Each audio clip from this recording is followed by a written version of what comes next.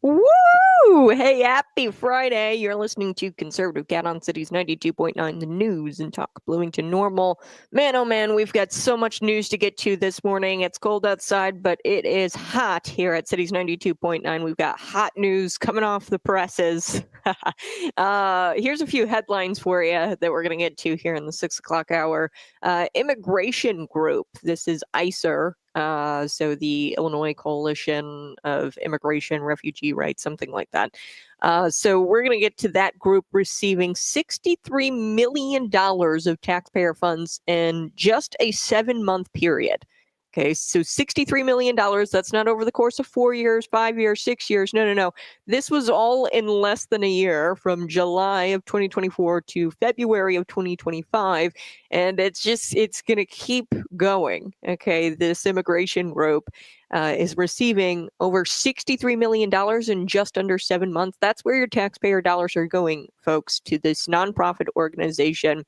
And I'll tell you a little bit about what they do here coming up in just a little bit. But this grad student, I'm going to get to this one as well this morning. She loses her marbles, goes completely insane over Trump cutting her, quote, collect sexual orientation and gender identity research.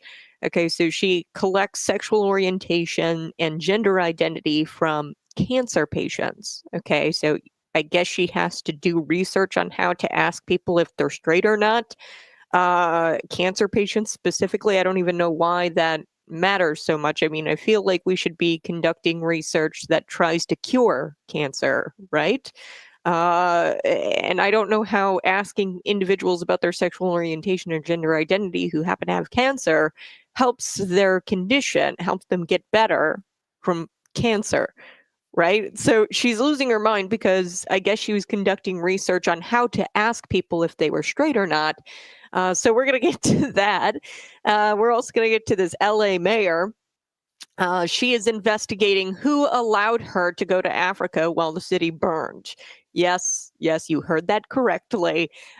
She's investigating who allowed her. She had free will, folks. She went to Africa. She knew the risks to LA, that the wildfire risk, everybody knew about the wildfire risk for 5+ years now. It was predicted that it was going to burn down to the ground LA because of the poor forest management and the poor water management. There was no water, there was the dry conditions, winds. I mean, it was all favorable for this to get out of control, the wildfires. But she went to Africa on some sort of like safari trip, and she's investigating now who allowed me to go on this trip. Who allowed me? You went on the trip, your own free will. Okay, so we're going to get to that. Yes, you're hearing that correctly. She's launching an investigation with taxpayer dollars, by the way, to get to the bottom of who allowed me to go to Africa. Okay, so we're going to get to that. But first, I want to give you an update. Yesterday, we talked a lot about the McLean County Ethics Commission. So this is an update. The hearing was yesterday at 11 o'clock. McLean County Ethics Commission referred both Taylor and Johnston yesterday to like their involvement here with the soliciting of funds, the donations, alleged solicitation of donations on county property to get the McLean County Auditor Office abolished, eliminated. Okay, there was a PAC set up, and they were going around, according at least to this email, Trevor Sierra, who's in the state's attorney's office, he actually contributed, ultimately got a refund. Text messages show that Lizzie Johnson gave him a refund for donating.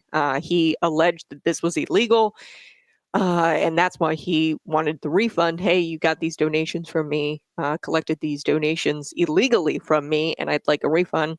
Text messages show he got a refund. So now what the Ethics Commission has done, they referred it over to the state's attorney for further investigation. Now, the state's attorney, I know in a separate case, this is the school districts and their electioneering, things that they've done on their website for the 1% sales tax. We talked about this, I believe, yesterday. The state's attorney, Erica Reynolds, informed Dean Fletcher, who's lodged that complaint with the Illinois State Board of Elections, with the ISP, with the state's attorney. She informed Dean Fletcher that, hey, we can't do this. Number one, financial constraints. It's not in the budget to appoint a special prosecutor for this. But also, there's case law from 2017 that says that the state's attorney is not a law enforcement agency. Like, we can't conduct investigations in that case. Says that, it kind of limits the powers of the state's attorney because we're not police boots on the ground, essentially. Okay. We can't conduct an investigation like that. So, I guess Erica Reynolds will have to she's going to be handed this evidence, and then she's going to have to hand that evidence over to a policing agency, okay? Either the McLean County Sheriff's Office or the Illinois State Police Joint Terrorism Task Force, okay? So I know that the Illinois State Police, with Dean Fletcher's case, had, shot him down. They said they denied investigating his case, his ethics complaint. Not his ethics complaint, his complaint that they broke election code, okay, the school districts with the 1% sales tax. So it's going to be interesting who takes this on, but the McLean County Ethics Commission, they're referring it out. So ultimately, I guess it's a victory. Now, I'm going to let you in on a secret here.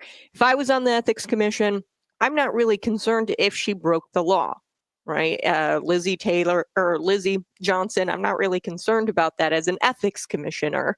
Okay, I'm more concerned about, hey, what does this look like? And I could pull up several Facebook posts that Lizzie has made in years past. Now, if I was an ethics commissioner, it's real easy. You can just search it up on Facebook, her post, and she has, now this I don't believe is taxpayer funded, her McLean County Board District 5 Facebook page. Okay. So, I mean, I guess you could make the argument this was her in her personal capacity making these posts. But here's the thing. She says that this Facebook page, quote, serves as a communication tool for me to share information with residents and constituents of McLean County. I only speak for myself and strive to keep people up to date on what I learn as a county board member. Okay, so she's speaking from her position. This page is dedicated to speaking as a county board member to constituents, okay? So that's important to note here. She recognizes that this page serves as a communication tool in her official capacity as a county board member. Now, there are examples just littered all over this page. She says, quote, on one of these from October 15th, 2024, here's a post that says, campaign life doesn't stop. We have 3 weeks left. Reminder, vote yes to eliminate the elected office of McLean County Auditor. We will continue. So here's where she starts to talk about her role as county board member and what they can do when they eliminate the auditor. Okay, so she's like mixing electioneering and speaking from a position as a county board member. And you can't mix your government role and your, campaigning. You have to do that on your own time. Okay, you can't from your position. It'd be like, I don't know, President Donald Trump campaigning from the Oval, okay, and saying, hey, I want you to vote yes for this congressman running in 2026 in Florida or whatever, and he's speaking at the Oval Office. You'd never see that. The president doing that. And to a degree, the president might be able to do something like that because that's his residence and the president has certain powers. But it's an example. Okay, you probably wouldn't see the president ever doing that because you can't use your official position and your power position to advocate for something. And this page was set up and it's dedicated to communicate to our constituents from the position of county board as a county board member. So she goes on in this post and she says, vote yes to eliminate the elected office of McLean County Auditor. We will continue internal and external auditing. So now she's speaking about her job, but can require auditing credentials and hold employees to professional standards for efficient government. We are working for you and we are ready to set a new course for McLean County. Okay, so she goes on and talks about, Illinois Treasurer Michael Friedrichs has the endorsement from him and whatever. So while she was running for her own office, And she was speaking as a candidate then. And she even like separates this out in the post. She talks about, the Illinois treasurer, Michael Friedrichs, and her endorsement, and she separates it out by like stars. So she has one paragraph talking about her role as a county board member, internal, external auditing practices, government efficiency. We're ready to set a new course for you in McLean County. She's speaking from a position of having an incumbent seat and having that seat as a McLean County board member. And then on top of that, she's like electioneering and she's muddling it all up. So as I said, as an ethics commissioner, if you just take a look at her Facebook page, which she has dedicated to speaking to constituents as a county board member, you would see that this is just not ethical. If I was an ethics commissioner, I would have just said, yeah, no, we're deeming this unethical. Your campaigning practices and the way you kind of muddle your campaigning practices, just even from your Facebook page and your county board position, I would deem that unethical. Okay, if I was an ethics commissioner, I think you had enough there to just deem it unethical, because it's really not up to the ethics commission to decide if she broke the law or not. That's up to the state's attorney, and that's up to a separate entity to decide if she broke the law. Now, I have no problem with the ethics commissioners referring this out to the, state's attorney and to the McLean County Sheriff's Office, whoever winds up investigating this. No problems there. They could say, hey, you have to determine the extent of the civil or criminal violations of the McLean County or Illinois codes. I'm okay with you guys doing that. But ethically, from an ethics point, I think that there was plenty there to say that Lizzie Johnson was acting unethically, okay, in her position as a county board member. And she was muddling, her campaign life and her public servant life. Okay, so, I think that they had enough there. I would have ruled differently. I would have just said, hey, she acted unethically. We are also going to refer this out to the state, either the state police joint terrorism task force. I don't know why they would be investigating it. That's interesting. But the McLean County Sheriff's Office, we're going to refer that out to see if she, possibly allegedly violated criminal violation, or had some criminal violations according to the Illinois codes as well. But we are willing to say, without even that investigation taking place, that this is unethical. That's how I would have ruled. I think that you had plenty there to say, okay, it's kind of unethical. Even if you remove whether or not this happened, the soliciting donations on government property, even if you removed that, I think they had plenty there. But I don't know if they were presented those Facebook posts, okay, or if they were presented evidence, because here's what Chad Burke says on his social media. He says, victory, we won the first hearing. I would say that it's like a semi-win. I think the Ethics Commission could have went further because of the Facebook post, because of the, there's several of them. There's like 3-4 I pulled yesterday, and I was like, yeah, that's, if I was looking at this as an ethics commissioner, I'd be like, yeah, she muddled her private citizen campaigning life and her candidate life, and she used her McLean County official county board member page to campaign on behalf of this referendum to eliminate the auditor. Okay, so he says this, Chad Burke, on social media. He goes, when I got to the door, it was locked. Okay, so he got there and he arrived, I think it was like 11:04 or something like that. And like I said, the hearing started at 11.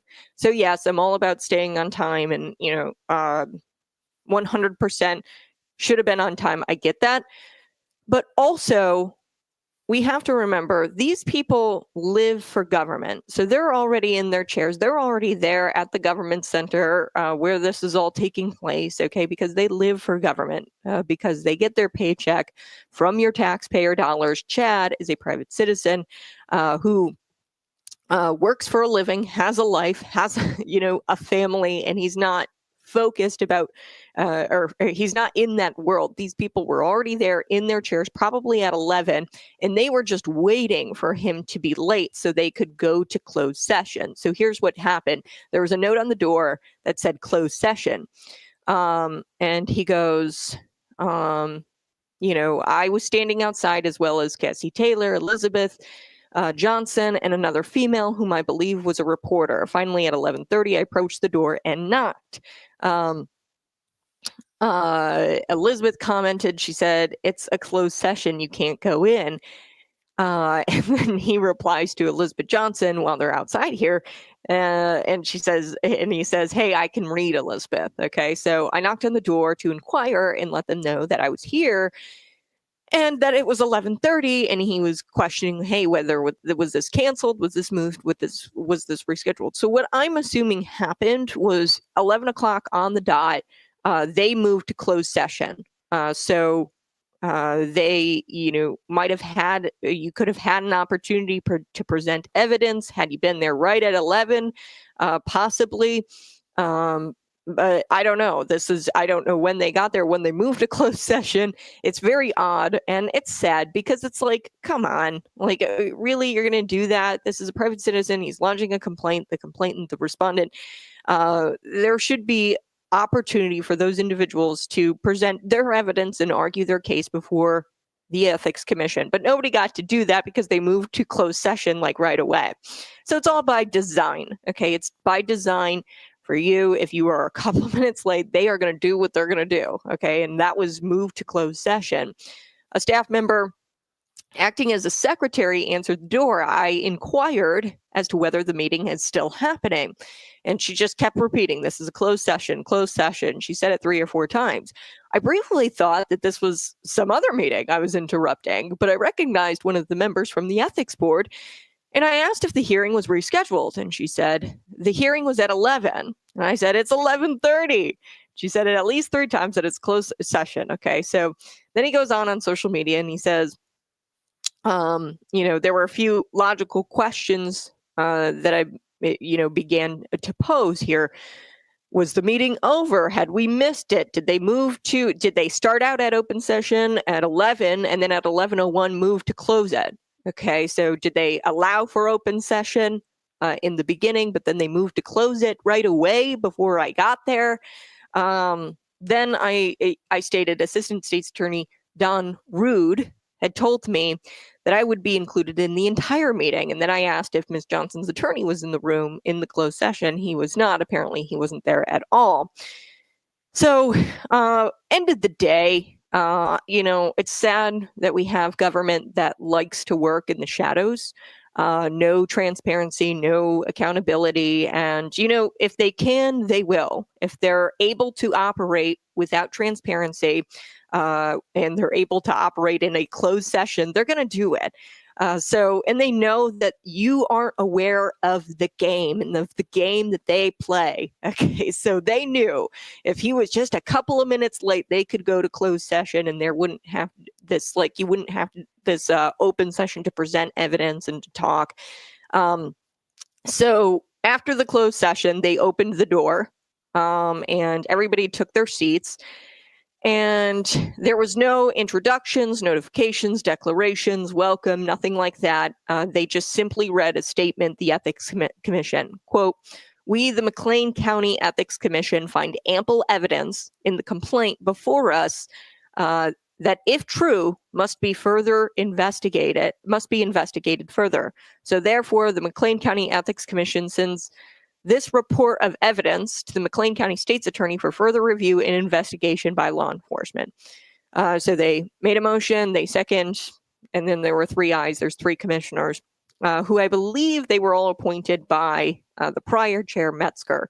Don't quote me on that, but I know that they weren't appointed by Lizzie Johnson. Okay, so don't have to worry about that. I know that she's the current chair, and usually the chair has a role in appointing ethics commissioners. So that was all by the book. These commissioners are by the book. Okay, so I would have ruled differently. I think that there was ample evidence, but that evidence might not have been able to be presented because they moved to closed session right away, and the open session wasn't allowed to take place. Where and they can do it, okay. And if they have the ability to operate in the shadows, they'll do it. All right, I got to take a quick break, but you're listening to Conservative Cat on Cities 92.9. Hey, good morning. Smash that like button, share this out with your friends. I so do appreciate you. I know that's really, really hyper local stuff here. But it's important. It's very important that we get to it this morning. There was a hearing yesterday, and if government can operate in the shadows, okay, and if they're legally able to operate in the shadows, and it's all within their bylaws and within their operating powers, they're going to do it. Okay, if they can move to closed session within a minute and you're not there, they will do it, and they'll move to closed session. Okay, and they'll just take a look at the evidence that is going to be presented before them, which is what it sounded like. But there was no opportunity for Chad to have a public comment of some kind, no opportunity for Lizzie to have a public comment and to defend herself against the complaint, okay, from what I understand. But at the end of the day, I think that shalom, how are you? Good morning. So at the end of the day, the attorney, Keith Hunt, who also had his own ethical issues, which I just find ironic, he was suspended. I think there was some fraud with client fees or something like that, and he ultimately was suspended for a period of time. Keith Hunt, who was representing Lizzie Johnson, ultimately, Keith Hunt, I read through, he wanted, a motion to dismiss because he thought that it was duplicative.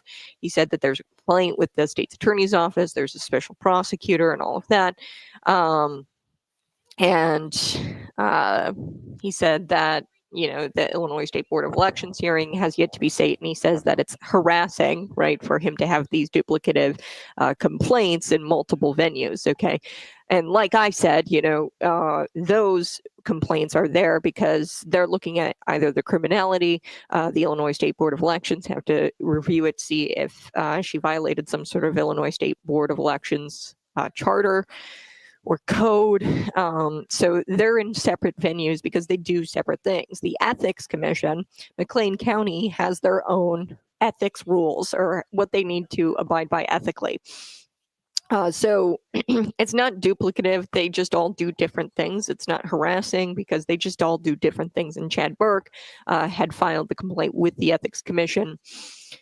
So ultimately, the lawyer, Keith Hunt, got his way because, he said, let's just keep this, investigation with the states. Let's wait for the investigation to be completed. The special prosecutor, I think his name is Butts or something, or Butts, yeah, Michael Butts, I think. He's the special prosecutor, I guess, that was appointed by the state's attorney's office to complete an investigation. He said we should wait for that. And we shouldn't, have this hearing. And he had made a motion to dismiss this hearing entirely because it was duplicative. So ultimately, that's kind of what happened. Although, I'm glad that the Ethics Commission came out and they said, quote, "We, the McLean County Ethics Commission, find ample evidence in the complaint before us that, if true, must be investigated further." Okay, so and then they referred it to the state's attorney's office for further review and investigation by law enforcement. So that's good. Had the open session happened, I don't know, maybe some evidence would have been presented and the ethics commissioners could see that, hey, it doesn't really matter that she violated law or not, if she violated the law or not. We're looking at this from an ethical standpoint, and ethically, I think that, her actions or her behavior on social media, electioneering in her official capacity as a county board member, we believe that to be unethical, okay, behavior. I think that there was plenty there to say that she was acting unethically, but I'm not a commissioner. So I think that there was plenty there. But in the defense of the commissioners, they might not have gotten to see any of that because they moved to closed session and they just had the evidence that was before them. And there wasn't, evidence introduced. I don't really know how it all goes if you can introduce evidence that's not before them, already. or if you can make like public comment, if the public comments would have swayed them in any kind of way. But yeah, that's that story. That's the update I have for you. When we come back, I'm going to be talking about this immigration group receiving $63 million in taxpayer funds. There's another immigration group. So between the two of them, it's like probably $65 million. This is the ICIR, is the group, the acronym ICIRR. This is the Illinois Coalition for Immigrant and Refugee Rights. ICIR, they're located, they operate out of Chicago. That's one group, and they've received over $63 million. The other group is based right here in Bloomington Normal, and that's called the Immigration Project. Okay, now the Immigration Project, in the course of 7 months, from July of 2024 to February of 2025, has received grants to the tune of over $500,000. It's like over $600,000, something like that. So $500,000. Absolutely incredible that we have taxpayers going to these organizations, these nonprofit organizations. And you might be like, okay, well, they do good for the immigrants and the refugees, right? And these are legal citizens. But when you start to dig through their website, you'll realize pretty quickly that this has nothing to do with legal immigration. Maybe a little part of their organization deals with legal immigration, asylum seekers, and refugees. But a lot of it is probably people trying to avoid deportation and obtaining legal fees to argue against deportation, which means likely they're illegal. They're slapped with the deportation, and they're fighting the deportation. So that's what these groups do. That's where your taxpayer dollars are going. Illegal immigrants and legal fees for them to avoid deportation.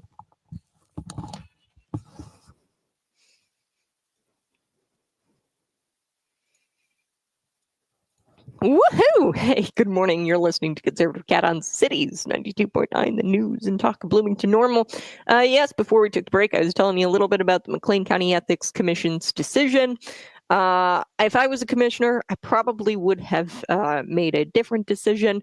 But to their defense, the commissioner's defense, I don't know what kind of evidence they were presented, because they moved to closed session right away. So like probably at like 11:01, 11:02, they moved to closed session, and they didn't really allow for either the respondent or the complainant to make comments ahead of this closed session, ahead of moving to closed session. So, with the evidence that was presented before them, they made a decision to refer both Taylor and Johnson to the state's attorney for further investigation, and the state's attorney, Erica Reynolds, will be handed this evidence, and then law enforcement, maybe the McLean County Sheriff's Office, maybe the Illinois State Joint Terrorism Task Force, they'll be handed the evidence to conduct an investigation and determine the extent of the alleged civil and or criminal violations of the McLean County and Illinois codes. Okay, so this is pretty much their decision.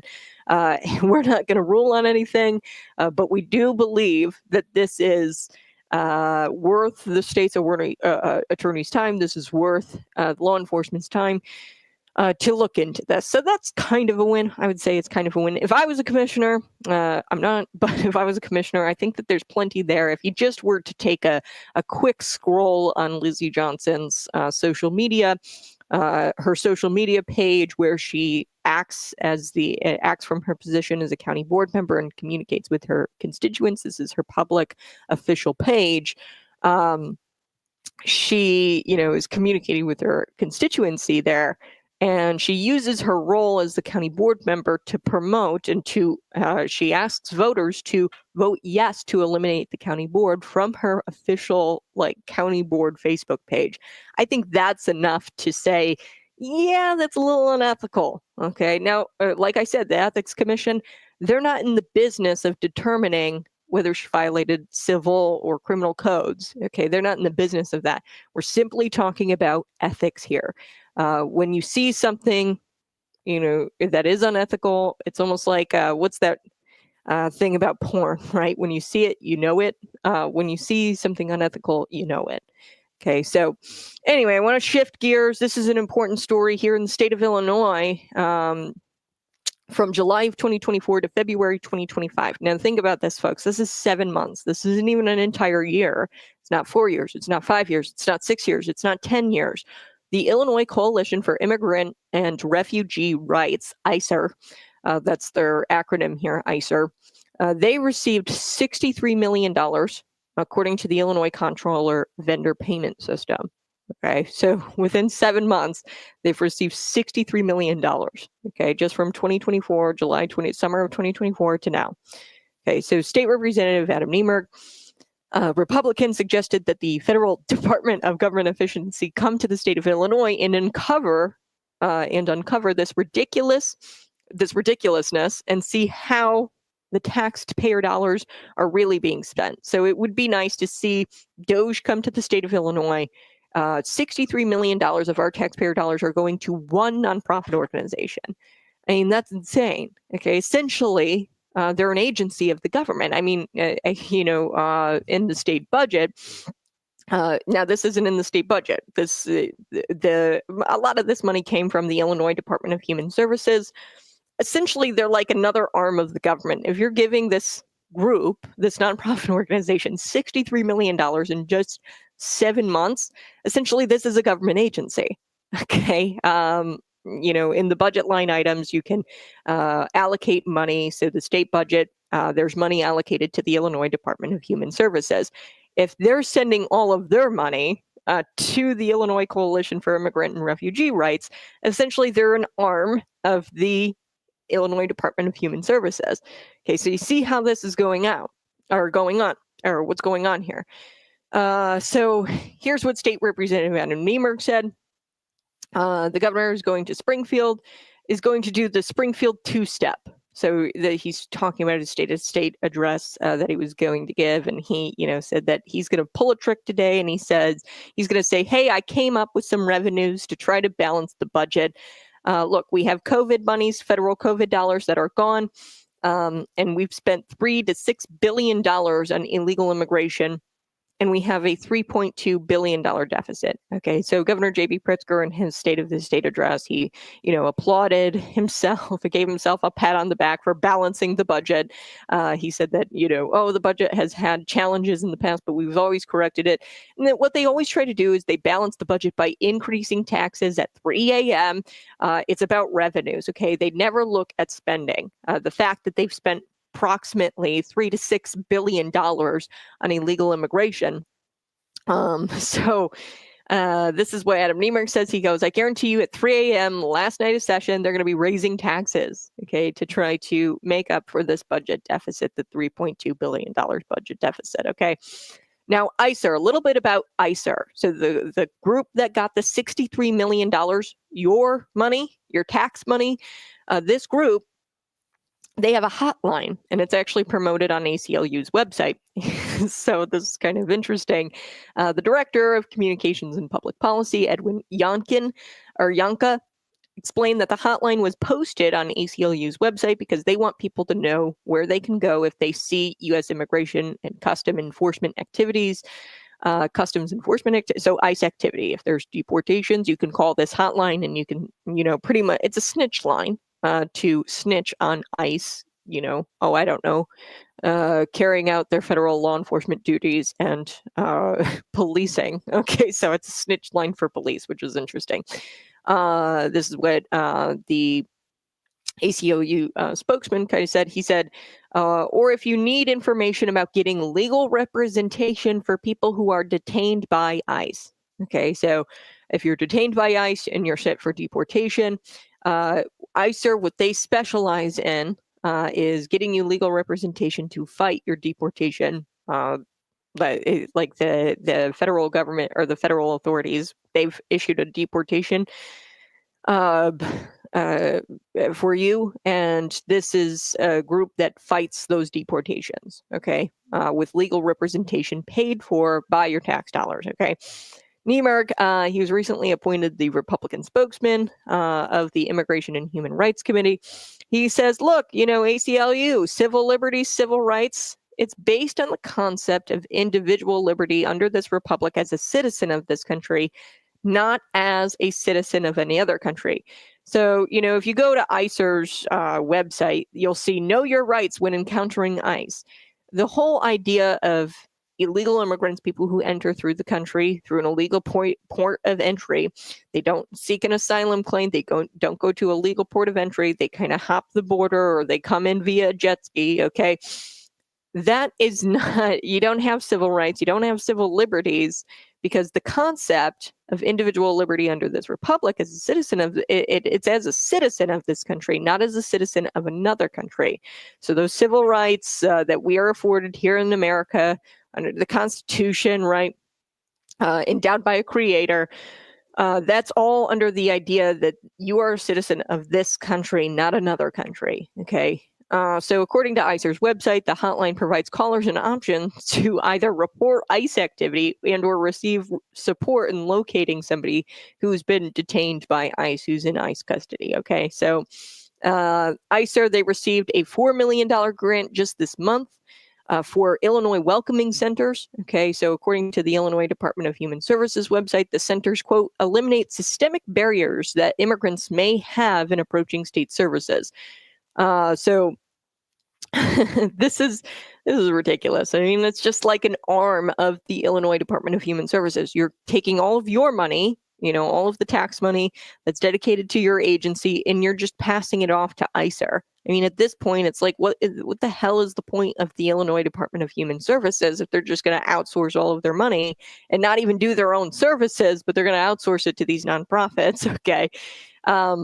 Now, I want to play this. This is Adam Niemerg on social media. Shortly after the governor's state of the state address. Here we go. Southern Illinois, good afternoon, Central Illinois, good afternoon, Northern Illinois, good afternoon, all of Illinois. This is your local state representative, Adam Niemerg. I'm coming to you live from Springfield.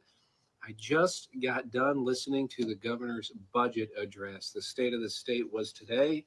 So the governor comes out, he gives his budget address. He says everything's going to look great. Nothing to worry about, nothing to see here. This is the best budget ever. Everybody have a nice day. But the reality is the budget is not the best ever. We have a big deficit, and we're in some very serious fiscal trouble here in the state of Illinois. So, folks, first off, I want to start with the budget shortfalls that the governor talked about. So we have a $3.2 billion deficit here in the state of Illinois. The governor came out and said, hey, I found some money, some money that we didn't know about. So he's shuffling some things around, acting like the budget deficit doesn't exist, and trying to say, hey, I'm going to sign a balanced budget here towards the tail end of session this year, and everything's going to be fine. Well, that's not the case. We still have a $3.2 billion budget hole brought forth to you by the Democrats here in the state of Illinois, mainly spent. There's a lot of issues with spending. That's why we need DOGE here in the state of Illinois, but mainly spent on illegals. That's where the governor is spending a vast majority of the deficit funds to fund illegal immigration here in the state of Illinois. And you see that the DOJ has a lawsuit against the sanctuary status here in the state of Illinois, which I hope goes well. In the sanctuary city of Chicago, Brandon Johnson is going to be testifying in Congress. But Governor Pritzker still sits here and talks about how, he's bringing fiscal sanity to the state of Illinois, yet this budget is a $55.5 billion budget. It was $53 billion last fiscal year, and it continues to bloat. This is the biggest budget we've ever seen. Spending is out of control, and no matter what the governor says, mark my words, this parlor trick he's trying to play is not going to go over well, because at 3 a.m., just like last year, we're going to be passing tax increases. The Democrats are going to be forcing tax increases on the citizens here in the state of Illinois to subsidize the pet projects and illegal immigration. To subsidize groups like ICER. Okay. And I've got to take a quick break, but there's also another immigration group who's received over $500,000. We're looking at over like $600,000 in taxpayer dollars. And it's called the Immigration Project. That's actually based right here in Normal, Illinois. And they received over $500,000 of your money, according to the Illinois Comptroller Vendor System. And the Immigration Project, they are doling out your tax dollars for illegal immigrants to represent themselves with legal representation and to protect themselves from deportation. So this is about illegal immigration. Don't get confused by their, name in the title, immigrant or immigration project or immigrant and refugee rights. No, no, no, no, no, no, no. I'm going to be right back. You're listening to Conservative Cap.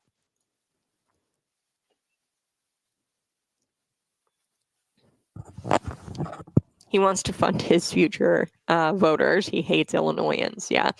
ICE needs to check out the immigration project. Who's funding them? I'll tell you who's funding them. It's the Illinois Department of Human Services. Grant after grant after grant. This is just 7 months. Now, I don't know about you, but I have never seen in just 7 months anything close to this where you get $63 million in 7 months. Okay. Private sector. And what really peeves me off about these nonprofit groups, they'll sit there and say, oh, we're so loved by the community. We're, surviving on your donations. Donate to us, donate to us. Now, they might get some donations. I'm not saying that they won't get any donations, ICER or the Immigration Project, but it's totally disingenuous to claim that they are funded by you and that you, are donating to, help them in their mission to help immigrants. Okay. That is totally disingenuous. The only reason why these groups exist is because of the taxpayer dollars. Okay, that are funneled into these nonprofit organizations, ICER, the Immigration Project, and these are just 2 that I looked up, folks. 2. There are hundreds of these nonprofit organizations across the state for immigration, for LGBTQ rights, for it doesn't matter, for animal activism, whatever, there's always a cause, right? And what you've got going on is the taxpayer. And really what should be going on is the Illinois Department of Human Services should be working with the asylum seekers and working with the Department of Homeland Security. They should really be doing these services that, are offered by ICER or whatever. And they should, but they don't do it. They outsource their work to these nonprofit organizations, and they are the 4th branch of government. These nonprofit organizations, because they're getting all of your money. They're absolutely getting all of your money. These nonprofit organizations, which sucks because they're tax exempt. And they don't have to operate like you and I in the private sector where we sell a product, we make money, we pay taxes on our businesses, right? They don't operate that way, okay? So it's unfair that they get $63 million in 7 months. I don't know about you, but I don't know anything in the private sector that makes that much money within that kind of time period. 7 months, $63 million of your money going to ICER, okay? So yeah, somebody really needs to check out who's funding them. I'll tell you, it's the government. So they are just the 4th branch of government, these nonprofit organizations. It's quite insane when you look at this. And the Immigration Project website says they help low-income immigrant families. And by low-income immigrant families, we mean individuals who come through an illegal port of entry, okay? Because if you come through a legal port of entry, you wouldn't need legal services to protect yourself from deportation, okay? You wouldn't need those services if you went through an illegal port of entry, if you have an asylum claim. You're not deported if you have temporary legal status. Okay, or if you have legal status, if you're a naturalized citizen, if you're here on a work visa, student visa, whatever the case is, a green card, I don't know, an asylum claim, whatever it is, you wouldn't need legal services to protect yourself from deportation. You're only subject to deportation if your work visa is expired. If you said you were going to be working at Rivian under an H-1B and your work visa expired or you stopped working at Rivian, and the only reason why you were allowed that legal temporary status is under the condition that you were working at Rivian, okay, as an H-1B employee. Maybe you got fired or whatever. You left that job and, you're working at McDonald's. That is a, I guess, a violation of your work visa agreement, and then you're subject to deportation. Well, you're no longer here in this country legally. Okay. So when we're talking about immigrant families, it's totally disingenuous. They're talking about illegal immigrants. So those who either fall out of work visas, uh, or asylum, they're seeking asylum, but it's deemed that they didn't do the proper, they didn't have the proper process to become an asylum seeker. Like I said, you can't, go to Mexico, you can't go to all these different countries. Asylum seeker, you have to come from the country in which you're being politically persecuted or religiously persecuted. You have to come from that country to America, and there's no stop. Like, you have to seek asylum in the country that you first arrive in. Okay, so you can't go to Spain first and then take a flight to Illinois, if you're from like Romania or something like that, or take a flight to the United States from Spain. You would have had to, if you're from Romania and then you had like a layover flight in Spain, you would have to seek asylum there. Okay, so people's asylum claims, they fall apart all the time because they didn't go through the correct process. And what the Immigration Project does, those people who didn't follow the process or didn't enter through a legal port of entry, or obtain temporary legal status, those people who fall out of temporary legal status or just come through an illegal port of entry, which is a lot of the time, they will use your taxpayer dollars, obtain them legal services, and then protect them from deportation. So this is all about illegal immigration.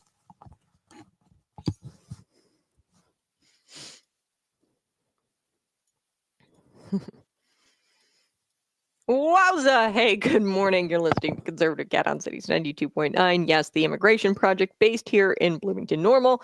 And they've received over $500,000. Now, I don't know about you, but nowhere in the private sector do I ever see like this kind of growth. It's very, very inauthentic and fake. This wouldn't have happened had it not been for your tax dollars. They've received over $500,000 from taxpayers from July of 2024, just the summer of 2024 to now. Okay, that's a very short period of time for them to have received $500,000 in taxpayer funds. So this is insane. The Immigration Project, like I said, they on their website help, quote, low-income immigrant families obtain legal services to protect themselves, so to protect the illegal immigrants from deportation. You wouldn't need legal services if you weren't illegal, okay? If you were legal, and if you have, say, for example, Rivian H-1B, you're there on an H-1B, and you're, working at Rivian, but then all of a sudden you decide you don't want to work at Rivian anymore, then you're in violation of your work visa. And then Immigration Project will help you, obtain legal services to avoid deportation. They are in the business of representing illegal immigrants, whether you lose your temporary legal status because you decided to leave your place of employment, or whatever it is, or your illegal port of entry. You've entered through an illegal port of entry, and they've slapped you with a deportation notice, like, hey, we're deporting you. They step in, this nonprofit organization, and then they get you legal services with taxpayer dollars, and they try to protect you from deportation, which is absolutely ridiculous. So I got to take a quick break, but you're listening to Conservative Cat on Cities 92.9.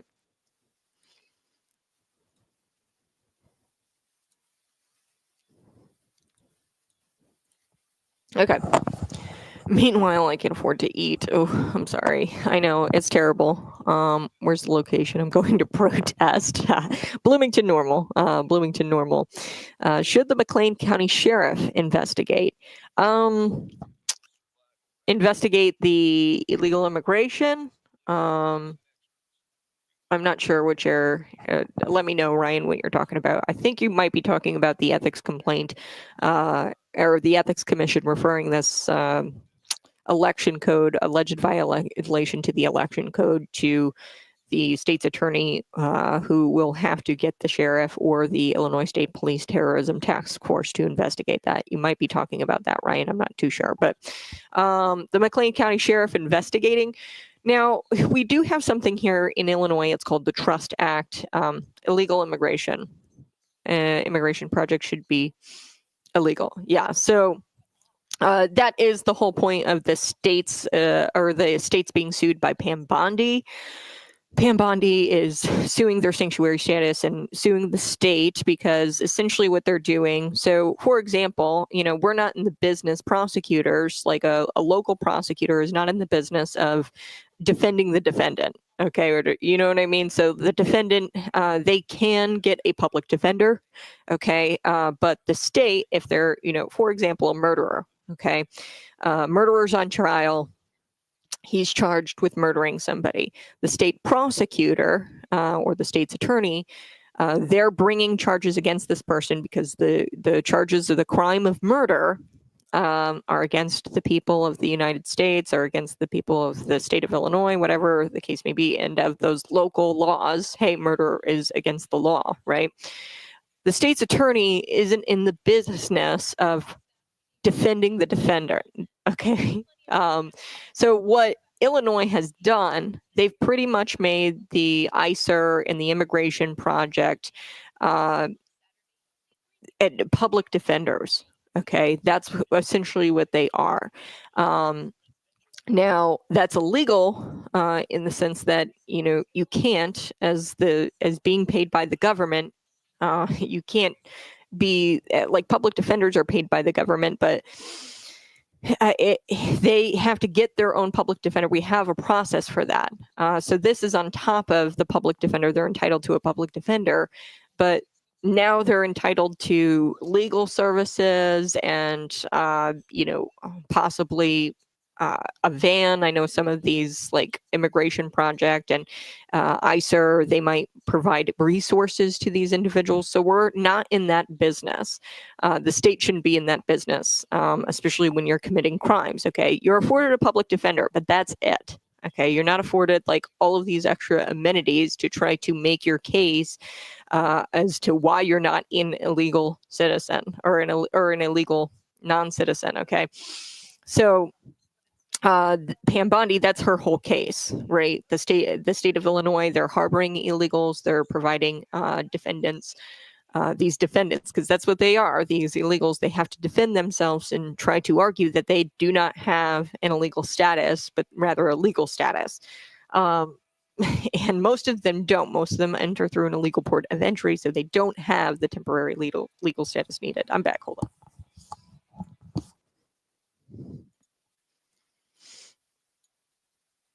Hey, good morning. You're listening to Conservative Cat on Cities 92.9, the news and talk blooming to normal. So I do appreciate you tuning in. Yes, this grad student, I'm going to get to this at the top of the hour. Summer Harvey is her name. She's a grad student at George Washington University. And I guess she was doing research, and this is really weird, so stay with me. She was doing research on how best to ask individuals who have cancer about their sexual orientation and gender identity, because apparently that takes a ton of research. I feel like, you could just simply ask cancer patients, hey, what's your sexual orientation? What's your gender identity? And you can just ask that like on a form or something. I don't know why you need to dedicate studying and researching that. It seems pretty simple to me. If you want to know the sexual orientation of someone, why don't you just come out and ask, right? These cancer patients. And I don't know why we're researching that when we could be researching, a cure for the damn cancer, right? So this grad student's all peeved off because she had her research cut after the Trump administration determined it was foolish and it's a waste of taxpayer funds. Yeah, why the hell would I be giving you all of this money to do research on something that you can easily just ask the cancer patient, right? Hey, what's your sexual orientation? What's your gender identity? We're going to be right back with that, but you're going to want to join us on the stream. I'm going to take a deeper dive into the immigration project, ICER, and how they've received millions of taxpayer funds, immigration project over $500,000 in just 7 months, folks. We're talking about $63 million to ICER, which is located in Chicago. And we're talking about $500,000 for the immigration project located right here in Normal. So we're back in just a minute. You're listening to Conservative Cat.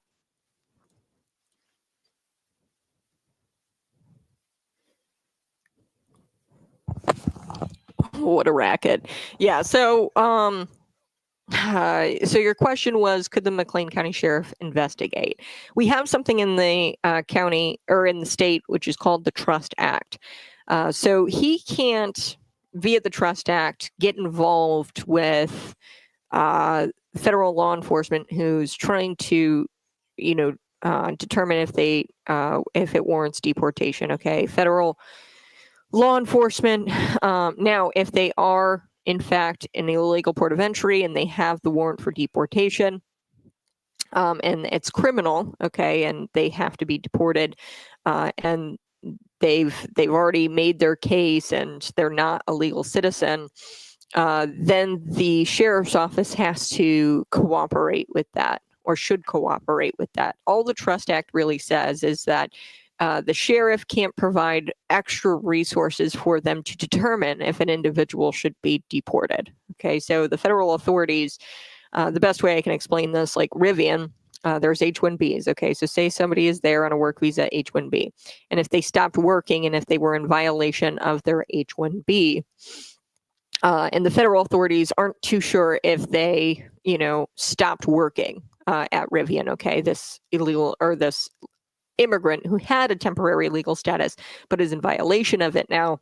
The feds can't come in and say, hey, we need you to call Juan in. His work visa, we believe, is expired, or he's in violation of his work visa. We need you to call him in and we need to interrogate him and ask him questions about his work visa and his status, his temporary status. The sheriff is not in the business of doing that. However, for most of these, what Tom Homan is doing, these are individuals who did not have a work visa.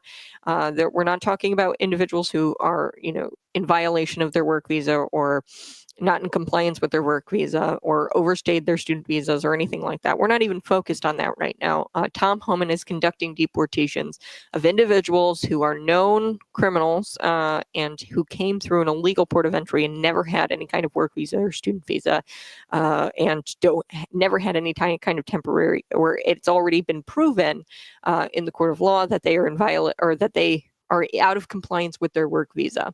Okay, so and they skipped, court dates or whatever. They skipped their deportation court dates, and they're just roaming around and they're, off their temporary status. Those are the individuals, and there is no question. Like the deportation order is already there. There's an order already there, a deportation order. If the deportation order is already there, it's criminal. Okay. Now the local sheriff's office can't assist ICE or federal authorities when they don't have that deportation order or criminal, like, hey, this person is in criminal violations, and we have the order to deport them. They can't assist federal law enforcement in obtaining a deportation order. Okay, so yeah, it's kind of tough. But yeah, it definitely feels it should be illegal because they're in violation of the federal law. They can't, like, if somebody is here illegally, then and they're got a deportation order, then that's the end of it. Okay, if there's a deportation order out for them, there is no legal services. The legal battle has already been fought, and it ended in the deportation order, and the Immigration Project is harboring them essentially in fighting these deportation orders. And that's cool if you want to do that as an illegal immigrant, whatever, you want to fight your deportation order. You can't do it on the taxpayer's dime, okay? Because they've already got public defenders. You can have a public defender fight your deportation order. This is on top of the public defenders, okay? They're getting amenities. They're getting luxury hotels in some cases through these nonprofits, vans, transportations, work authorization. Like if you're an illegal immigrant here in the state of Illinois, you can get something called work authorization, which is just wild. But it's because we're all operating under a sanctuary status that this stuff is kind of allowed. So Pam Bondi is going to come in and sue and say, hey, you're kind of working against the federal law. I know it's very complicated. It's hard to understand because there's just so many layers to this thing, and it's by design. Point is, ICER is an arm of the government, and they shouldn't be.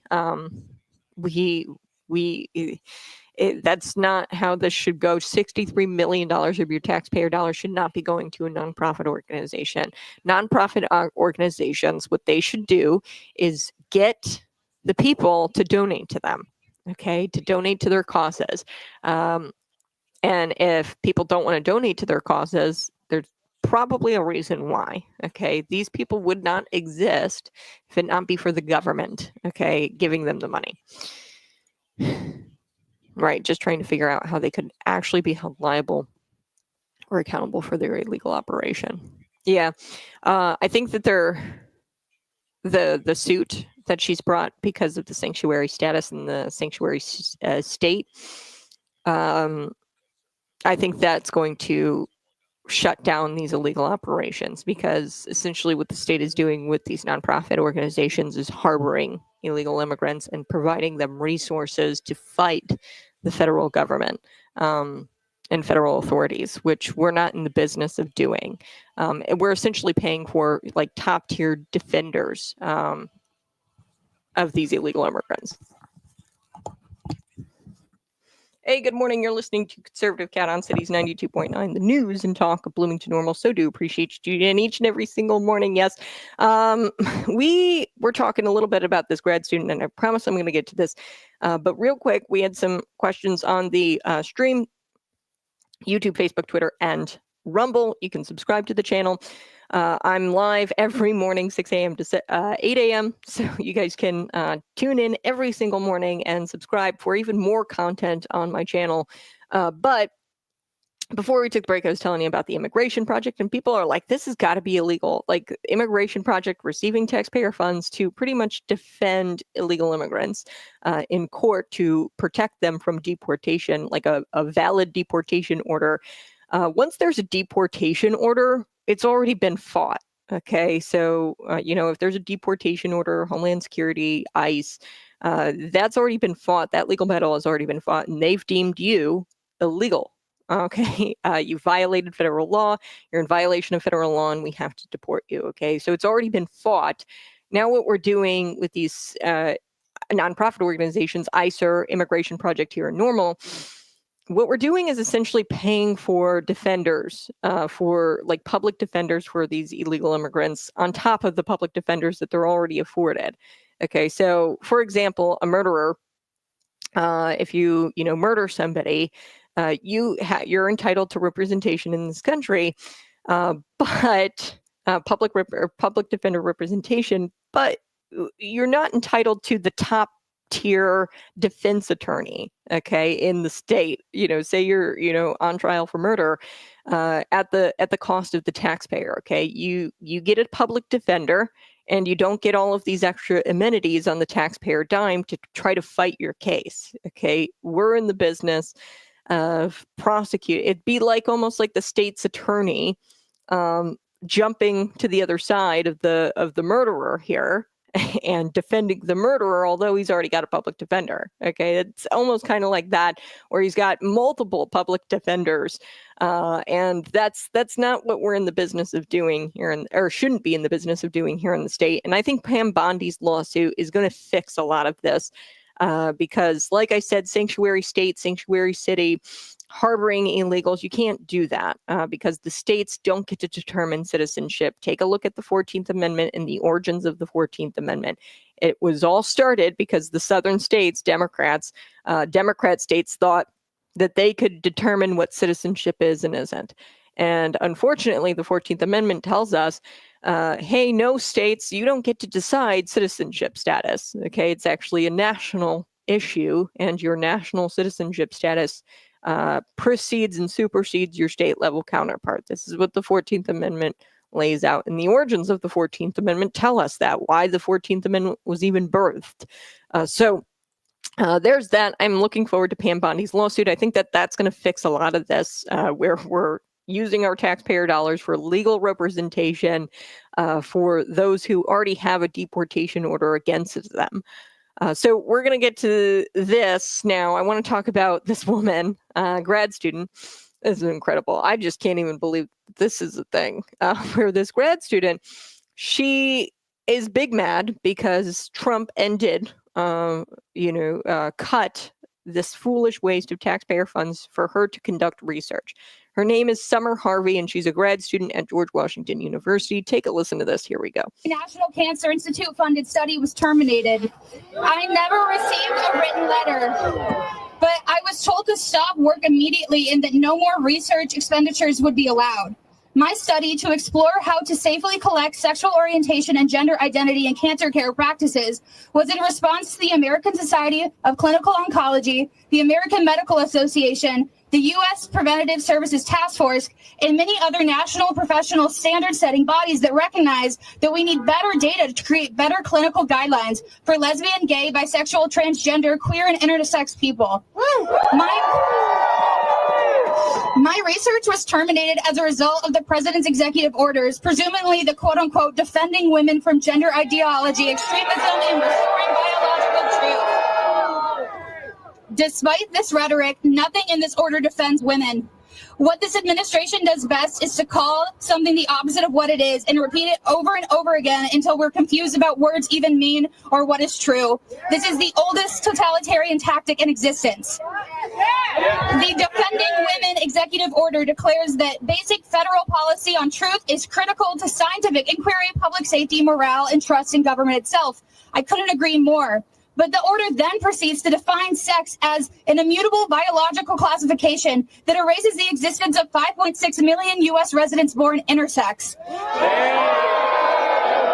While doctors have hidden the bodies of intersex people for centuries, this does not change the fact that 1.7% of the population is indeed intersex. The World Health Organization has only in recent years demanded an end to stigmatizing and performing surgery on healthy intersex people. Likewise, dehumanizing transgender people and defunding LGBTQI research flies in the face of scientific truth and public safety. My colleagues and I have worked hard to make healthcare kinder, more affirming, and more accessible to the 7.6% of the U.S. population that identify as LGBTQ, particularly those affected by cancer. 1 in 10 people in the nation's capital identify as LGBTQ. LGBTQI individuals have unique needs that are not historically served. Okay, so I want to play some of that. I don't even know what she really said. Can anyone translate that for me? I don't understand the crowd hooting and hollering. They're, screaming, boo, like the chants, the boos. I don't understand because she didn't really say anything significant. It's all kind of really confusing because I don't know what safely collecting gender identity and sexual orientation in cancer care practices really means. Okay, usually, I mean, if you go to the doctor, and I don't know why they would need to ask this, you are, especially for cancer individuals, it really makes no sense. Maybe if you were seeing like OBGYN, if you were seeing a fertility doctor, maybe this would kind of make sense. Your sexual orientation, gender identity might play some sort of role in that, but cancer care practices, I don't understand why, whether you're straight or not, how that is going to determine the care of your, I don't know. I'm not a doctor, but common sense tells me it really doesn't matter whether you're straight or not. Point is you have cancer and maybe we should be researching, I don't know, a cure for cancer, okay, rather than how to safely collect. So this means how to safely ask someone if they are straight or not. I feel like it's pretty simple. You just put it on a form. You say, what's your sexual orientation? If you prefer not to answer, mark this box, okay? What's your gender identity? If you prefer not to answer, mark this box, okay? I mean, I don't understand why this takes research and taxpayer funds. I really don't understand it. The waste of taxpayer funds for research like this. Now, she wasn't the only one to cry here at this protest, I guess, of this executive order where Trump cuts this foolish waste of taxpayer funds. Come on, guys, that's kind of foolish. I mean, I don't care who you are. Can we agree that trying to obtain research to try to figure out how to safely ask people if they're straight or not, that's kind of dumb, right? I feel like taxpayer funds should be dedicated to, I don't know, trying to figure out, the causes of cancer, researching a cure for cancer. Okay, we still don't have one. We're too busy researching how to ask people if they're straight or not safely, whatever the hell that means. Take a listen to this guy. or girl. I don't know. It's hard to tell. Take a listen. Here we go. And frankly, I don't want to be here. Nobody asked you to be there. Nobody asked you to be there. If you don't want to be there, then don't be there. I want to be in my lab focusing on my research, but I can't. I want to be building community with queer scientists that I have been proud to lead, but I can't. This is because on January 21st, the current administration instituted a ban on DEIA positions and programs in the federal government. Overnight, my group's website was taken down and colleagues I'd worked beside for years were out of a job. 2 years of our blood, sweat, and tears, building networks, fostering community, and many more of history before us, reduced to broken links and uncertainty. In the wake of such a clear attack on my queer colleagues, how can any of us go about our day-to-day work? Through community, we have found a way. Despite bans on presenting our research, halts on funding, and direct attacks on our identities, we have passed candidacy exams, been accepted to graduate school, all while raising our voices to protect our fellow scientists. While some may think the administration's actions are a bold display of strength, I think they are a clear admission of fear. This administration knows the power we have when we stand together, and that's why they're trying to undermine us. You can eliminate DEIA. You can stall our research, but we are not going anywhere. We will work together to protect every single one of us. Fellow organizers, do not give them the satisfaction of succumbing to the overwhelm. Keep raising your voices. Keep excelling at what you do and remind them why they should fear our power. Our power. Okay, I don't even know how they come up with this crap. It's unclear exactly, what this community of queer scientists. If you're a scientist, you're a scientist. I don't understand what your sexual orientation or how you identify, whether you identify as a cat, dog, boy, girl. I don't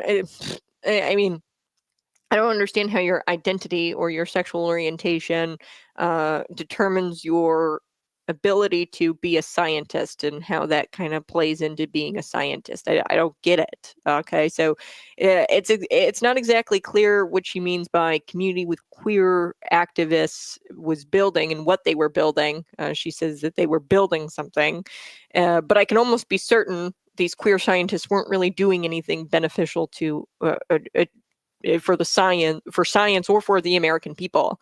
Okay, because it sounds like they're all there because of their sexual orientation, and I don't understand how that has anything to do with you being a good scientist. So she, came out here and she believes that Trump is acting out of fear by ending this blatant use of misuse and abuse of taxpayer funds, abusing the taxpayer by funding research dedicated to trying to ask the question kinder for cancer patients if they're gay or not. Okay, I don't know. Just put it on a damn form. Just say, hey, are you gay? Okay, yes or no, check the box. I don't understand how that's not kind, and how, I just completed all your research for you. Just check the dang box in the form if you're gay or not, cancer patient, and I don't understand why we're researching it. It's just wild.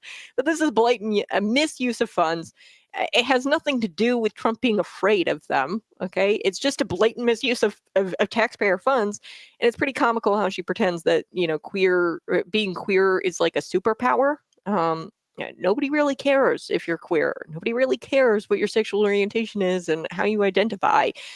Doge is definitely not horrified of your queer power. They could really care less. All they really care about is your research benefiting people? No, it's not. So we're cutting it. Okay.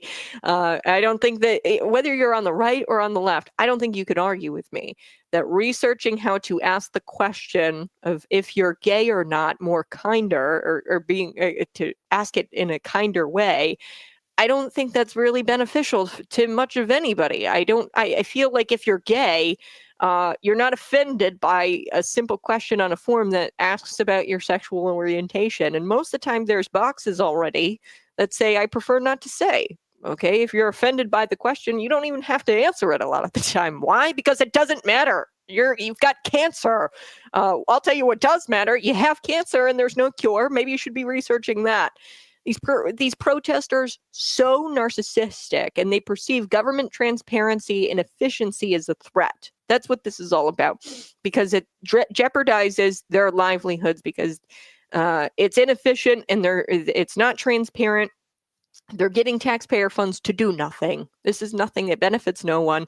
And if you need the government to affirm your queerness with a paycheck, that's a personal problem, okay? And the sooner you realize that, the better, lady or man. I don't know. At this point, it's hard to tell. I think it was a female. All right. I've got to take a break, but we're going to talk about the Los Angeles mayor next. Apparently, so she went on this trip when she knew that the wildfires were probably going to happen, that these devastating wildfires in LA were bound to happen, okay? And then she went on like a little safari trip to Africa, okay? And rather than holding herself accountable for taking that trip, despite knowing that there was a risk of wildfires, she's decided to investigate who is to blame for allowing her to go on this trip to Africa. Here, I'll help you, Karen. You are to blame. You have free will. Nobody forced you at gunpoint to get on the plane and go to Africa. Okay, so I've conducted your investigation for you. Who's to blame? You. I'll be right back. You're listening to Conservative Cat. My God. Oh man, McDonald's is hiring again for those federal jobs for people who are unemployed, who have those federal jobs. Yeah, and that's what this is all about. I don't know if it's like laziness, if they want to promote it, like if they are lazy and they don't want to go out and get a real job in the private sector, that, you know, where you make a product and you get a paycheck because people like that product. I mean, that's at the end of the day. Now, you know, for example, even ICER and the Immigration Project, like, I don't think that they wouldn't exist if it not be you and your money subsidizing it and being taken from you to subsidize these nonprofit organizations. Okay, because I don't think anybody would be donating to them. So, and this stuff, like this research, I mean, how ridiculous. Now, please, leftists listening, okay, please agree with me. Like, we have to agree on this. If we can't agree on this, then I don't know, there's no hope. Okay, there's no hope for this country if even though those on the left, and clearly there are people on the left who think that this is very, very important, that we find a way to be more kind in asking the question, are you straight? I mean, like, you've all seen those forms at the doctor's office. They ask about my gender identity all the time, okay, on those forms, and there's like 7 boxes, and it's almost more confusing, but there's female, male, prefer not to say, cisgender, gender, I don't know. There's like 100 boxes at this point every time I go to the doctor, right? If they ask for my gender, okay? And I don't know how much kinder you could get. Okay, you've included so many of these boxes, and that's what this research is all about. It's how many boxes can we list here, and how do we phrase this question to ask about somebody's sexual orientation? And you're dedicating probably hundreds upon hundreds of thousands of dollars to this research. Okay, she's probably getting a hefty little check to conduct this research, or at least going to grad school for free. To conduct this research, and expenditures to do this, you know, probably, you know, gets a lunch stipend to go out to lunch every single day, right? To conduct this research, and she can spend money conducting this research. And this is government money. Okay, this is your money. And she gets to, you know, play with this money for this kinder question of asking about your sexual orientation. Like, we have to agree that's ridiculous for cancer patients. Number one, if you've ever met anybody with cancer, they're going through chemo. I promise you, they're probably not even having all that much sex. Okay, your energy levels. I'm just being honest here. Okay, you're probably not even having that much sex. I don't even know. I mean, a lot of cancer patients, you know, if you're going through chemo, if they have the energy to kind of do that, your body's busy. kind of fighting off these cancer cells and dealing with the chemo. Okay, so it's kind of a stupid question. It's cancer. Okay, I don't think your sexual orientation really plays a role in your cancer condition. Now, maybe if you're going to a fertility doctor, okay, your sexual orientation does matter a little bit. If you're going to a testicular doctor or something, maybe your sexual orientation does. Maybe like testicular cancer, or that might play a role, your sexual orientation. But I mean, it's a very simple question. What's your sexual orientation? Are you straight, gay, lesbian? Just put the damn boxes on the form, right? I mean, I just don't understand. I just don't get it at all. But we're spending money on it, and I think that normal people who have a little bit of common sense, just a little, they can definitely see that this is ridiculous. I wouldn't talk about it. Cities 93, it's 92.9, where people go to hear all about sex. Look, I just pull what the leftists are doing every single morning, and it's not me who constantly talks about it. It's the people on the left. This was a huge C-SPAN. C-SPAN is talking about it. Okay, they're playing this crap on here about sexual orientation and how you have to ask that question to cancer patients. Stan, I mean, this is news, and unfortunately, that's all the left talks about. Okay, so on this show, what we do here is we take news from the left and we make fun of them, and a lot of the times they just talk about sex all the time, and they talk about it in a very weird, bizarre way. But we are going to switch gears, don't worry. This one has nothing to do with sex, I hope. Maybe. Who knows? But it's a leftist, Karen Bass, the LA mayor. She went to Africa here, and now she's trying to figure out who to blame for her going to Africa. Yes, this is actually what happened. Here we go.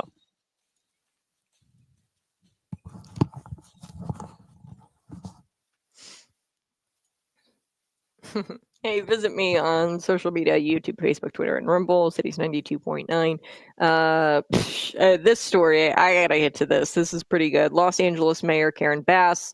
Oh, Karen. She knew of the wildfire risks, okay? Everybody knew of the wildfire risk for 5+ years, okay? People predicted that LA was going to burn down to the ground because of the poor forest management and the lack of water, okay? And the weather patterns, the wind, it was dry. Definitely the conditions were favorable for these massive, devastating wildfires to happen. And Karen Bass, she knew all of this, okay? And she decided that it would be a perfect moment, perfect time to go to Africa and take a safari trip to Africa, okay? So rather than holding herself accountable, she decided to raise more taxpayer resources, quote, investigating who is to blame for that trip that no one demanded her go on. Okay, nobody said, Karen, you got to go to Africa. Nobody said that at all, okay? And she didn't have a gun pointed to her head to get onto the plane, to go to Africa. None of that happened. I'll do your investigation for you, Karen Bass. You can save the taxpayers their money. You're to blame because you have free will, okay? Take a listen to this. When I talked about it with the fire chief, what she said is that we have warnings of Santa Ana winds a lot, but predicting this, and you saw, from the city, from the county, that level of preparation really didn't happen. So it didn't reach that level to me to say something terrible could happen and maybe you shouldn't have gone on the trip. Why didn't But to me, I don't know. I mean, I think that that's one of the things we need to look at. So 2 investigations are taking place. One internal to the city, and that's the fire commission, because that's mandated by the city charter. Mm-hmm. So the commission will hire an outside entity to examine everything, the pre-deployment, why were firefighters sent home, all of that should have taken place that didn't. And then also the governor has contracted with the Fire Safety Research Institute, which is a national institute that investigated what happened in the fires in Maui. So everything that happened, including that, needs to be examined. But I will tell you that I felt absolutely terrible not being here for my city and not being here for my family, who was impacted by the fires as well. And so when I say it was a mistake, absolutely, the idea that I was not present was very painful. Okay. That ending part here. Hold on, let me. I will tell you that I felt absolutely terrible. That's good. That's a great response. I feel absolutely terrible that I wasn't here and that I prioritized the trip to Africa. That's what she should say. Not being here for my city and not being here for my family, who was impacted by the fires as well. Okay, but like you're not taking accountability. You're saying that somebody else put you up to this trip. If that's the case, I mean, I guess, but like you have free will. Like, did somebody point a gun on you and put a gun on you to get on the plane? Like, you really can't make this level of absurdity up, folks. I mean, there's no accountability here. She's actually trying to investigate with taxpayer resources, by the way, and she's trying to investigate and point a finger at somebody else for her own free will. She got on that plane. She knew of the Santa Ana winds. We knew of the lack of forest management. We knew that there was no water, but she did it anyway, okay?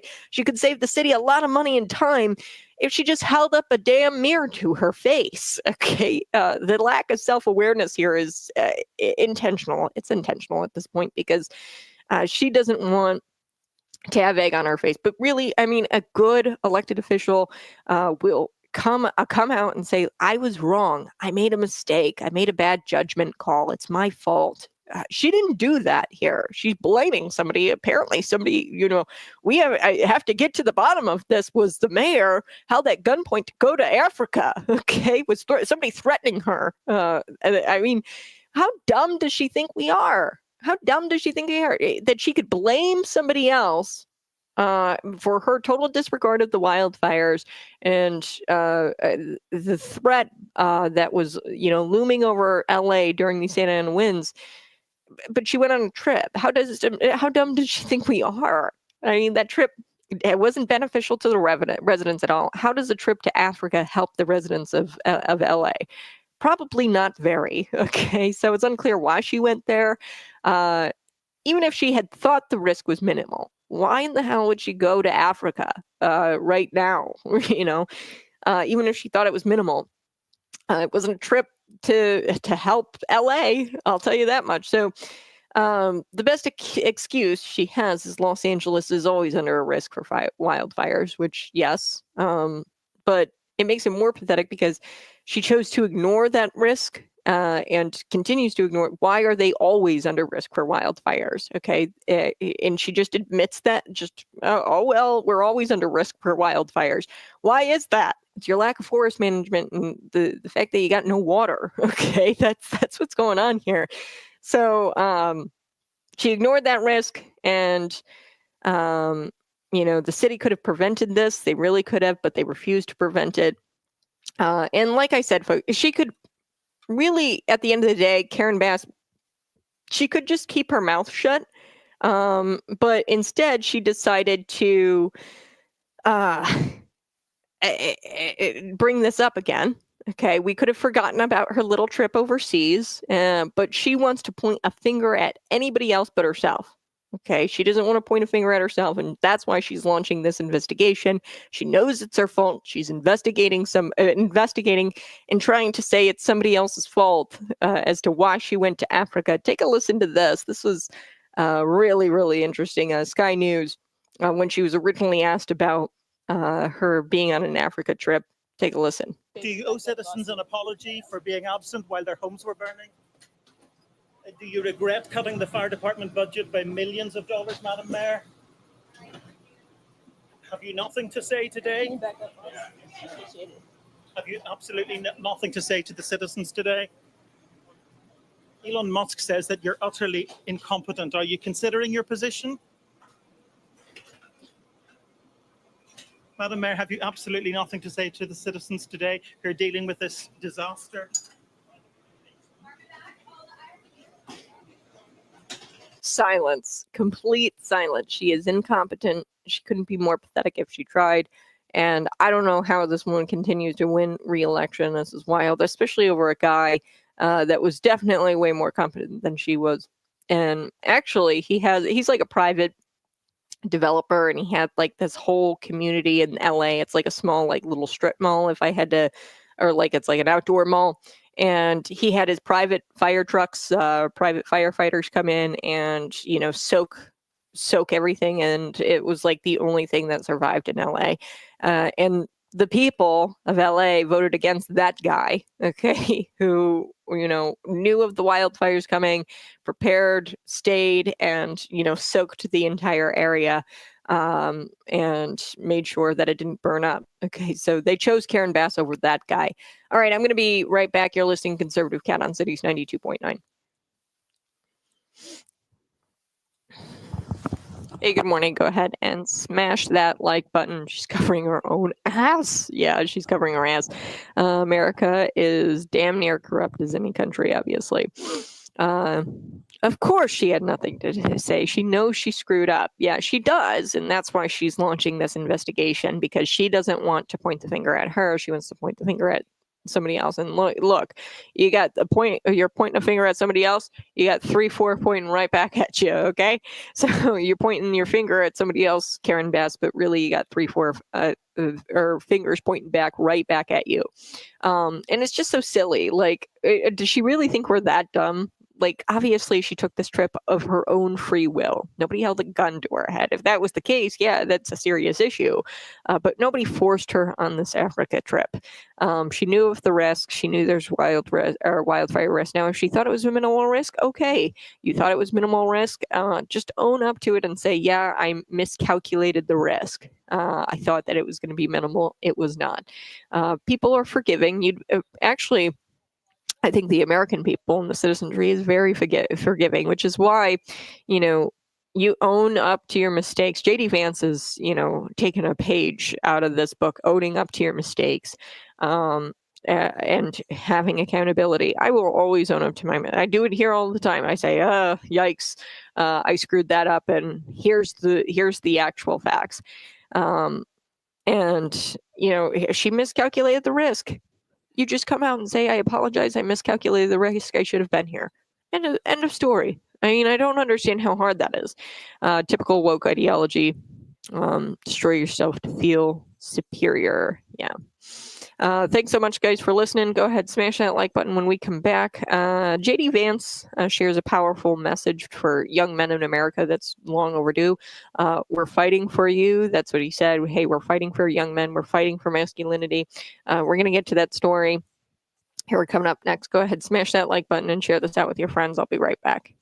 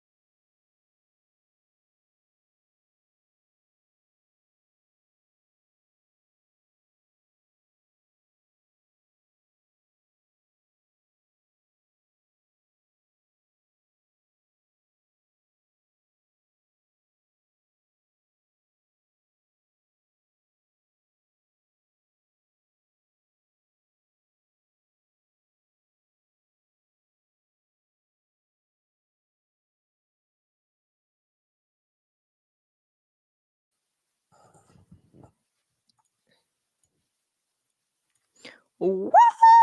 Hey, good morning. You're listening to Conservative Cat on Cities 92.9, the news and talk Bloomington Normal.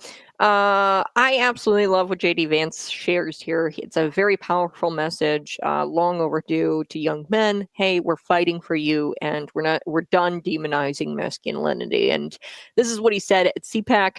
I'm going to get to that here in just a couple of minutes. First, this is some local news that you need to know about. The McLean County Ethics Commission, they referred the Cassie Taylor Elizabeth Johnson complaint yesterday to the state's attorney for further investigation. Okay, so this, of course, involves the solicitation of donations on county property to get the McLean County Auditor position eliminated. Okay, there was a PAC that was set up. Allegedly, Lizzie Johnson, Cassie Taylor went around collecting donations on government property to eliminate the county auditor position. The Ethics Commission yesterday, Chad says this is a win. He was the complainant. Lizzie was the respondent. Lizzie is the current McLean County Board Chair. She was represented by Keith Hunt. Keith Hunt has ethical issues of his own. I think it was around 2006 where he was suspended due to things about like fraud and client fees. That's kind of ironic. Okay, I don't know if that's the guy you want representing you, but this was a complaint. He brought forward the allegations of Trevor Sierra he made against Elizabeth Johnson in an email and Cassie Taylor. And, the Ethics Commission had to decide whether it had any merit, this complaint. Now, what I would have done as commissioner, I would have said, yes, Lizzie Johnson acted unethically. I think that there's plenty out there to say she acted unethically. Now, as to whether or not she violated the law, either civil or criminal violations of the McLean County or Illinois codes, that should be up to the Illinois State Police and the Joint Terrorism Task Force or the McLean County Sheriff's Office. They are handing the evidence. The Ethics Commission is handing the evidence over to the state's attorney, and she might make a recommendation to law enforcement, such as the McLean County Sheriff's Office or the state police, to conduct an investigation to determine the extent of the criminal violations, and from there, based on their findings of the case, whether they charge her based on a grand jury's decision followed by a trial. Okay, so I get it. The Ethics Commission is not in the business of deciding if she violated the law. However, earlier in the show, I kind of pulled this up. There's definitely, like when you see unethical behavior, like it, right? It's kind of like, what's that old saying about pornography? When you see it, it. Okay. When on Elizabeth Johnson's official McLean County Board Member District 5 page, she says, quote, "This page serves as a communication tool for me to share information to residents and constituents." And she says, "I speak for myself and I strive to keep people up to date on what I learn as a county board member." Okay, so this page is dedicated to communicating with her constituents as a county board member. Okay, so this is an official county board member page. Okay, so she's speaking from a position of power, and she's, campaigning from her official position, okay, as a county board member. And there's just one example. I pulled it. The date is the Facebook post, October 15th, 2024. She goes, "Campaign life never stops. We have 3 weeks left. Reminder, vote yes to eliminate the elected officer or office of the McLean County Auditor." Then she kind of switches gears and she talks in her county board voice. Okay, so that was campaigning. Okay, so she said vote yes. But then in the same post, she talks about how the county board, so speaking as a county board member, she says that we, the county board, will continue with internal and external auditing, but can require auditing credentials and hold employees to professional standards for a more efficient government. Okay, so that's what she's talking about. Hey, if this passes, we're going to conduct our internal and external auditing, and we can do that as a appointed, essentially, individual. It's eliminating the elected office, but they'd appoint somebody to do this. And she's kind of talking from a position, from her county board position. I think that this is shady, unethical, right? It's not illegal necessarily, because the Ethics Commission isn't a legal body. They can't determine criminal or civil violations. but they can say that's unethical. Okay. So they can make recommendations.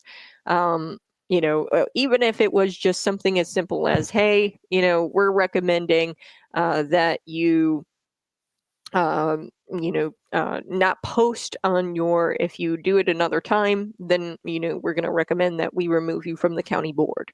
Okay. If you continue to use your official county page, but none of this evidence was really presented during the hearing because it wasn't like open. Okay. So here's what I mean by that. It was a closed session. So Chad Burke gets there probably about 11:04. So he's late.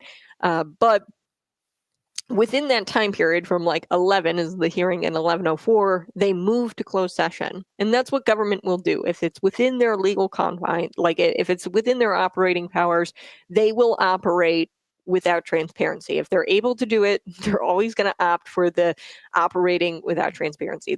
If they were nice, okay, and if they were a transparent body, they would be, all about, hey, let's wait for Chad until he gets here. Let's, give this 5 minutes, see, if he gets here on time or if he gets here. And before we move to closed session, okay? But that's not what happened. Of course, 11:01 and 11:02, they probably moved to closed session and, he's trying to get in. It's 11:30. He's knocking on the door. Everybody's saying it's a closed session. You can't come in. You can't come in. Eventually he gets in after closed session is over. And then they open it back up again. And then they come out with a ruling, essentially. Paraphrasing, we, the McLean County Ethics Commission, find ample evidence in the complaint before us that, if true, must be investigated further. We're referring this over to the McLean County State's Attorney for further review and investigation by law enforcement. Okay, and then that's what they decided to do with this. So ultimately, Keith Hunt kind of got his way. He said that the proceedings were a little bit duplicative in that, Chad Burke had a complaint with the Illinois State Board of Elections. There was also an investigation of a special prosecutor appointed, I think his name is Michael Butts, by the state's attorney to kind of conduct an investigation into this ordeal. And he goes, it's duplicative. We don't need an ethics hearing. Okay. Now that's dumb because, these different entities are doing different things. The Ethics Commission is supposed to rule whether or not this was ethical. So, in a way, the commissioners, given their evidence or given the evidence that they were given during the closed session, right? They looked at this evidence that they had and they made a decision based on that. Had the session been opened and they waited 2-3 minutes, okay, before moving into closed session to, operate behind in a smoke-filled room, right?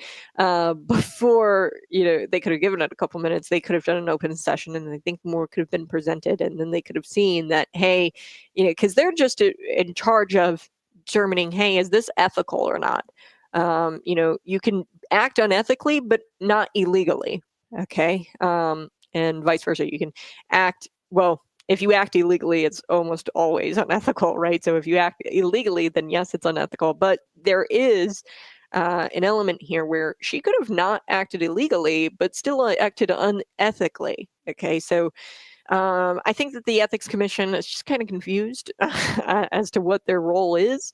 I would have operated a little bit differently, but at the end, I do think that this is a victory. In a sense that, we're going to get to the bottom of it. I hope that they get to the bottom of it and to determine if there should be charges, criminal or civil violations, or whether those were made. So I do want to switch gears. Let's talk about JD Vance. Coming up next, that's going to be our last story for today. So find me on YouTube, Facebook, Twitter, and Rumble.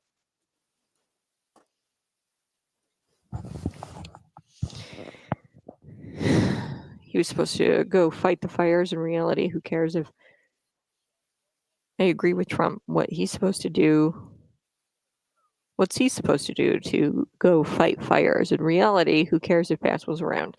Okay, so Bass, there's a big difference. Okay, now I don't know what you're talking about with Donald Trump here. Donald Trump, I do know, he was asked by a reporter why he didn't go to the scene of a plane crash, because the scene of the plane crash actually happened in the middle of a river. Okay. And the reporter was like, why weren't you there? What do you want me to do? Go out in the middle of the river? Like, what good is that going to do? It's not going to do any good. Now, if Karen Bass was around, she is the mayor. Okay. She is kind of the boss of the fire chief, the fire department. Okay, she and the trustees, I don't know what kind of system they've got there, the council members of LA, they determine budget. They could call a special session or a special meeting where they allocate certain emergency dollars, if they have, I don't know what LA like, but there's plenty Bass, if she were around, plenty she could have done, okay, as her role as mayor. Now, as sitting president, a lot of people are confused by what the president can and can't do.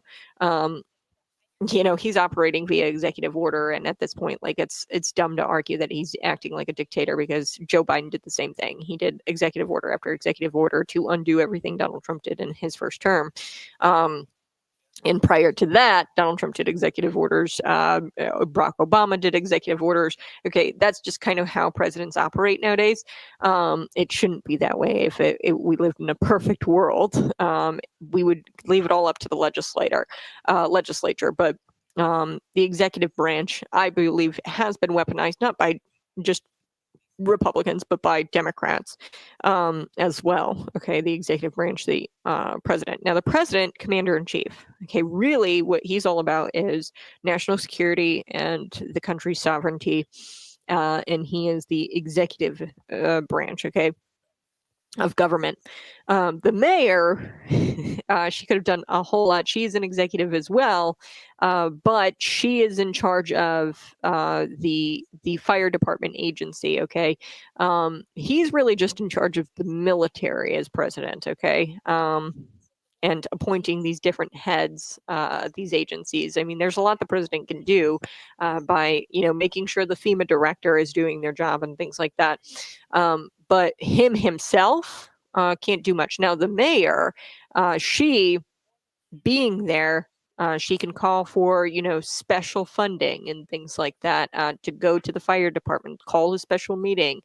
She can appoint a new fire department chief. Okay, there was plenty that Karen Bass could have done if she was in the fire. Now, Donald Trump responding to an emergency really doesn't help at all, because he can't call like Congress for a special meeting. I don't believe they'd have to call that themselves if it happened at a federal level, which we actually saw.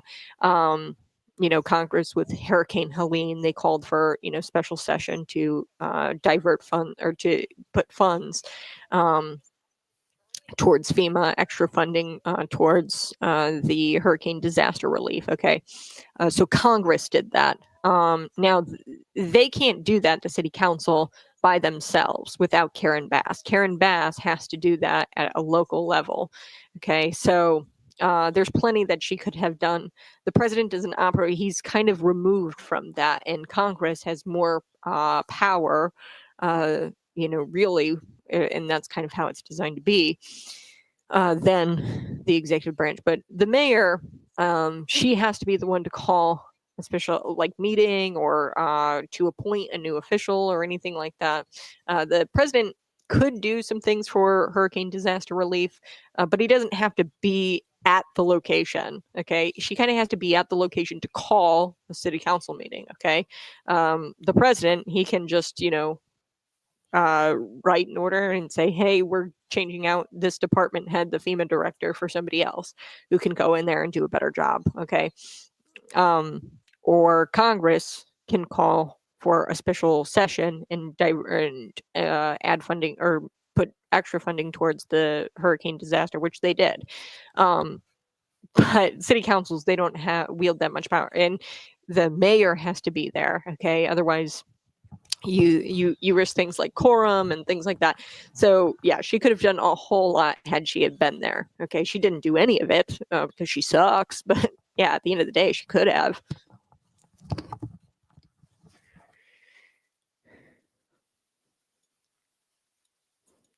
Hey, good morning. You're listening to Conservative Cat on Cities 92.9, the news and talk Bloomington Normal. So I do appreciate you tuning in each and every single morning. I do want to get to JD Vance. It's Friday. JD Vance, he was at CPAC the other day. actually, yeah, the other day, and he talks about how the left has weaponized culture and has destroyed masculinity. And he has confirmed that he will not let that be the case for the next 4 years. Take a listen to JD Vance at CPAC. Here we go. You mentioned raising these children into good people and also into good citizens that Yes. can contribute to society and to the world. We had so many young people come out and support Donald Trump Yes, we did. and JD Vance And thank you. this past election. So what is your message? And what is your message to the young men? You know, I guess my message to young people generally is we're trying to make your life better. And that is the simple thrust of President Trump's policy is we want you to be able to buy a home. We want you to be able to work a good job. We want you to be able to raise your kids, like I said, according to the values that you believe in. And we want you to be able to build a nice life in this country that all of us love. That is what we're trying to do.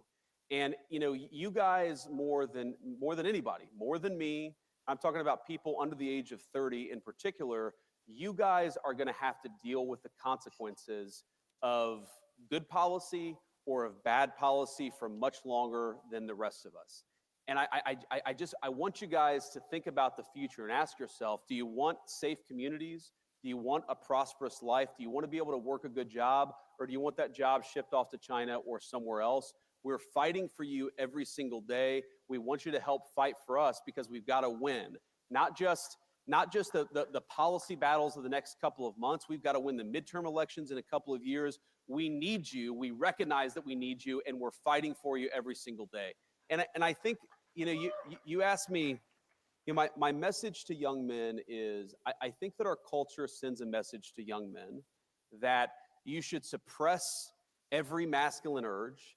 You should try to cast aside your family. You should try to suppress what makes you a young man in the first place. And I think that my message to young men is don't allow this broken culture to send you a message that you're a bad person because you're a man, because you like to tell a joke, because you like to have a beer with your friends, or because you're competitive. Yeah.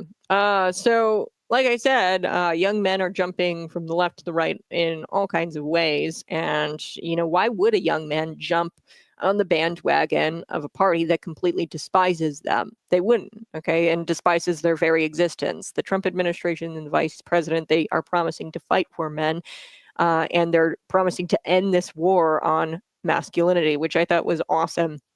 That JD Vance had said that. So the Dems will do everything in their power to take money from the hard workers and hand it over to people for simply just existing, okay, really, because it's politically advantageous for them. So while there is a strong argument to support the claim that the left condones laziness at the expense of your hard work, they truly don't care about any of that. It's really just politically advantageous for them to give your money to people who don't work because it's politically advantageous for them.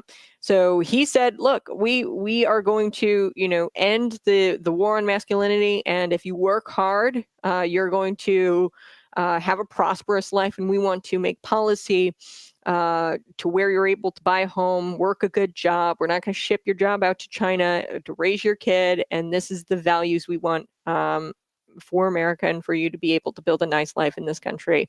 So that was JD Vance, and that's what they're all about. Hey, we're not going to take your hard-earned money, and we're not going to give it to the guy that just, you know, simply exists. And we're not going to attack masculinity. And if you want to be competitive, you can be competitive. Okay, don't suppress your masculine urges. Great to have sanity back in the vice presidency. Am I right? All right, you guys have a blessed rest of your day. Enjoy your Friday. Enjoy your weekend. Bye bye. Love you.